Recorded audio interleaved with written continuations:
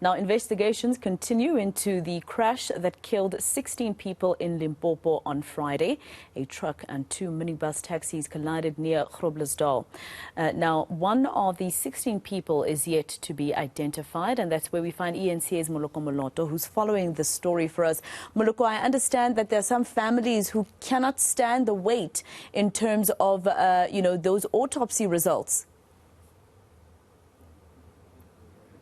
Hello, Masego Ratlaga. Yes, indeed, the province of Limpopo is still reeling from the deaths of 24 people who died on Friday. On the same day, 16 of those perished in one road in the small farming town of Groblersdal. Of the 16, about 7 of them were school children. This, as I said, happened on a Friday, and of course the rest have been identified by their families. Only one deceased or one body is yet to be identified. When we were at the Groblersdal hospital, Masero, earlier, when we spoke to some of the affected families, we bumped into a family that comes from the area of Mudze in this area of Groblersdal, and they told us that last Sunday there was another fatal crash that involved a sedan and another light car, and about 7 people perished in that accident. They burned beyond recognition. It's been a week, they say, and procedurally they will have to, those bodies must first be subject to a forensic DNA test of some sort before their bodies can be handed over to their families. But there was a prayer session that was led by the provincial government, the Premier of Limpopo, with the affected family members of Friday's accident. And maybe let's speak to the Premier himself. Premier, thank you so much for your time.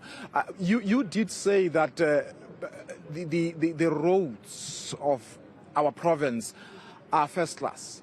And you did say that, of course, in that particular stretch of the road, it's not really very impressive in totality, but generally you are saying our roads cannot be blamed for this. How would you then say you are going to be fighting this carnage that's happening on our roads? Well, to say that I said the roads in our country are first class, I think it's an over-exaggeration. What I simply said is that our roads are much better than what they were prior to 1994. Remember, prior to 1994, you did not have as many tarred roads as we have. You did not have tarred roads going to black or African townships and villages, more especially in rural areas. You wouldn't get a tar road in a village. So that's why I'm saying roads are better, but we still have a long way to go to get them to be first class, as you suggested. In that particular area where the accident happened, I don't think there is anyone who can blame the road. As you can see from the pictures there, that the road, I actually passed that road also, past that spot, you can't blame the road, that the road is perfect. But all in all, I must send sincere condolences to the bereaved families, and including those who passed on at Mangweng, and those who passed on last week, as you correctly spoken, that there are 7, we think it's 7 because that's what we heard from the families. Yeah. Well, but Premier, one of the suggestions by the Democratic Alliance is that perhaps it's about time we introduce the medical and competency test for taxi drivers in the province, because it seems, obviously in this case, it involves 3 minibus taxis, as we have heard from the police. Is that something that you think you might consider? Well, considering we always consider everything, everything coming from the opposition or coming from the society, we normally consider them. But implementing them is another thing, because you really don't want to over-regulate if you are government. You don't want to over-regulate. Some areas, some professional areas must self-regulate themselves. Premier, thank you so much for your time. If I can, Masero, just one question for the MEC of Health. MEC, when we were at the hospital, we bumped into a family that says 7 people who were involved in an accident burned beyond recognition. That was last Sunday, and even to date, they are still waiting to have those people go through the deceased through a forensic investigation of some sort before they can be handed over. And they were expressing concern that this might take 6 months, according to information they've been told. What do you know about that? Is there a process perhaps to expedite this? Yeah, afternoon to your viewers out there, and once more condolences, even to the 7 that perish. We need to explain the difference between this particular death accident and the other one. The 7 were banned beyond recognition. Now, as the Department of Health, through our forensic, we would usually collect the bodies or the remains and take them. We took them to Petersburg for the Lodox machine. It's like an X-ray where we will check if there's any, maybe they could have been done an operation before and they had an implant somewhere which can assist us to identify. That did fail.